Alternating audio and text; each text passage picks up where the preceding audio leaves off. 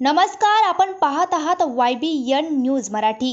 तुमचा आवाज बनेल आता तुमची ताकद।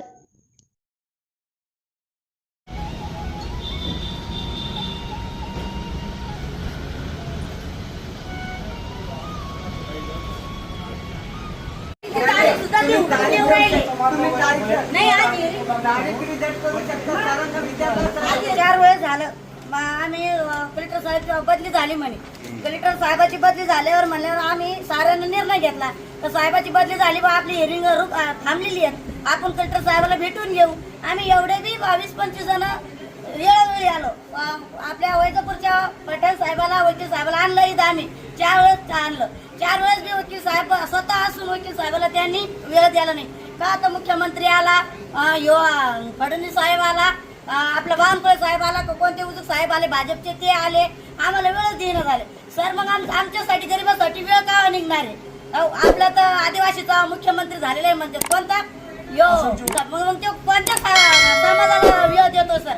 आज जर आमचे 25-30 जण जर त्याला दिसत नाही, त्याचा व्हिडिओ काढलेला आहे मी इथं। तो आला होता, तो नुसतं 2 शब्द बोलून गेला, त्याचा व्हिडिओ पण आहे माझ्या मोबाईल मध्ये। मग आमचे 25-30 जण दिसले नसेल का सर? हे पारधी समाजाचे, हे गरीब समाजाचे लोक येऊन इथं बसलेले कशासाठी बसलेले? 2 शब्द तर विचारू शकता। आता अधिकारी काय बोलले तुम्हाला? अधिकारी भेटलेच नाही। आता ते साहेब भेटले, ते साहेब म्हणते आता तुमची तारीख वाढून घेणार। काय बोलले ते? काय आता म्हणजे माझ्या हातात काही नाहीये, साहेब नाहीये, कर्मचारी आहेत आणि ते माझ्याकडून होणार। आता मतदान चालू सर, मग आमचं गरीबाचं काय होणार आहे?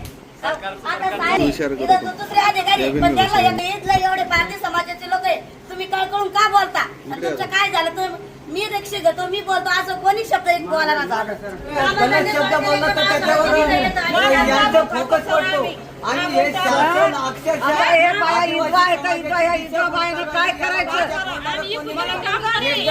इकडे राज्याचे महसूल मंत्री आदिवासींसाठी जाहीर करतात की याला जमीन शेती हे मी स्वतः सगळ्या आता अमरावती विभागात शेती वाटप, सोलापूरमध्ये शेती वाटप, आदिवासी समाजासाठी सर्व जिल्ह्यात शेती वाटप होती, छत्रपती संभाजीनगर मध्ये का होत नाही? आम्हाला यांचं नियोजन दाखवा।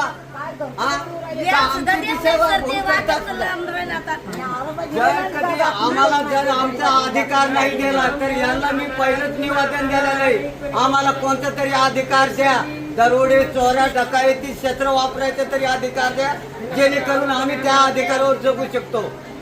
ही सगळे अक्षरशः वरिष्ठ अधिकारी हे नियमानं चालू राहिले, महसूल मंत्री वेगवेगळे बोलतात आणि कार्यालयामध्ये हिअरिंग होती आज संभाजीनगरचे माननीय जिल्हाधिकारी यांनी आम्हाला पत्र पाठवलं की 22 तारखेला सगळं अतिक्रमणधारक जेवढे उभे आहेत तेवढे हजर राहणे। हजर राहता असताना आम्ही माझं पारधी समाज, दलित आदिवासी सगळा समाज एकट्ठा आलो आणि यांनी काय केलं सर, आमचा न विचारता न बैठक घेता यांनी आमची तारीख रिजेक्ट केली ना आमची दिशाभूल केली।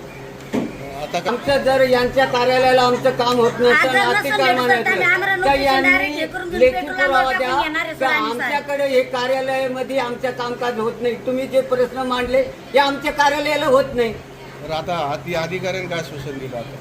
अधिकाऱ्यांनी त्यांनी आम्हाला न विचारता वेळ दिला, आता ते तारीख बी माहित नाही, आता काय तारीख पडते हे कळायचं नाही। पत्र देणार आहे तुम्हाला?